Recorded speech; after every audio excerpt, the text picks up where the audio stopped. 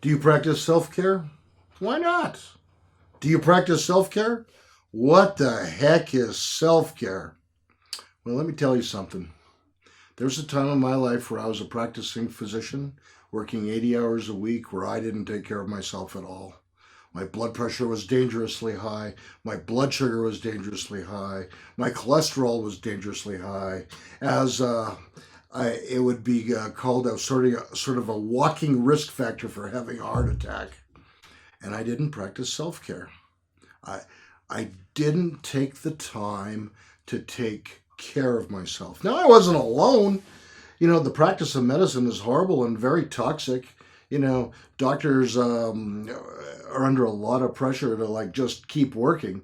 And if you take time to do things like get exercise, you're viewed as a weak or undedicated. But that's no excuse. We need to take time to practice self care. And then I became addicted to drugs and alcohol. And after I crashed and burned, then I learned that I really did need to spend the time, to take the time, as you probably do, to practice self care, which is really just the idea of treating yourself like a human being.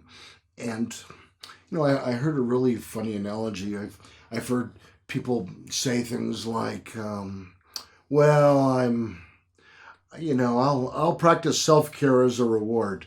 Could you imagine talking to your car and saying, you know what, after you drive me 50,000 miles, I'll give you some oil as a reward?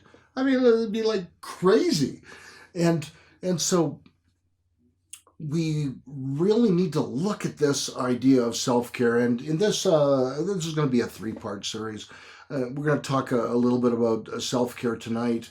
Um, in another episode, we're going to talk about all the wonderful ways not to do self care that really can mess you up. And then finally, in a third episode down the road, we'll talk about, how to come up with a good self care plan. So, what does it involve? And this is where it gets a little bit tricky. The idea of taking care of yourself with activities that regenerate and heal you and help you deal with stress are not necessarily doing anything that's fun. It may, but it may not as well. Because the idea of self care is doing things that help prevent burnout, decrease physical and psychological stress, and help us refocus and being more productive. And so, like what works? Well, there's some things that science has shown works for sure. Everyone knows it, but we don't always do it. Having a good appetite, vegetables, exercising, getting enough sleep, those things work well for everyone.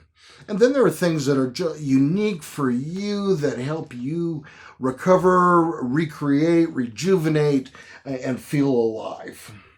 And so, why is it that we have so much trouble doing this? It seems like it should be obvious. It's obvious in sort of the history of some of the religions. Take a day of rest. I mean, everyone, even in most of the major religions, understood you need some time to rest, and yet we have so much trouble, especially amongst the professionals, especially people that have their own businesses that feel like they got to keep working around the clock. So these are some things that. Some excuses that I use, and I can think of more of them, but why didn't, as a physician, I spend more time taking myself? Well, one, I was making good money. Yeah, that's right. Yeah, I didn't want the gravy train to stop, so I kept agreeing to put in these crazy hours because they were paying me well. Unfortunately, it damn near killed me. Another reason why we often don't do self care is because it really requires the bucking of the system and the culture. And that can be really hard if you're an up-and-coming lawyer at a law firm where the expectation is you put in 100 hours a week or 80 hours a week and you need to do it for 5 years to make partner. That's a lot of pressure to face and not do if that's one of your long-term goals. One of them that I really like, and this has to do with doctors, is sometimes we have this really big ego. Like, I'm the only doctor that can take care of you. I'm the only smart one, so I have to make myself available. Oh man, what a load of crap. There's lots of smart doctors that if you need to go home and get some sleep, somebody else can step up and do the job and probably even do it better. Boy, we have big egos that lead us into some big problems. Sometimes people feel like I'm being selfish. Oh, it's not right. I'm being kind of narcissistic. If I take care of myself, a little bit too much focus on myself. Now, I get this. I mean, if you go on YouTube, and maybe you've seen this, there is a giant self-care industry. In 2013, it was only a $10 billion a year industry. As of 2020, it's a $450 billion a year industry. Man, there are people making money on selling you ideas to take care of yourself. And frankly, I'm a little upset with myself that I didn't think about it. Things like healing crystals and therapy rocks and all kinds of things like that. Oh man, why didn't I think about that?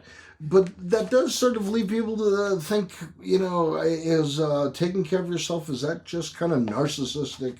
Well, I guess it can be, but I also think it's practical because when it's all said and done, you as a cup need to be filled up with water before you can be poured out for others. And so I view that as sort of the example of why taking care of ourselves and self-care is so critical. Critical before we burn out and crash and burn. After you're recovering from drug and alcohol addiction, absolutely, positively essential. And with that, we'll end that thought right there. And on the next one, we're going to talk about some great ways and things to do that absolutely do not help you in your quest for promoting self-care with yourself.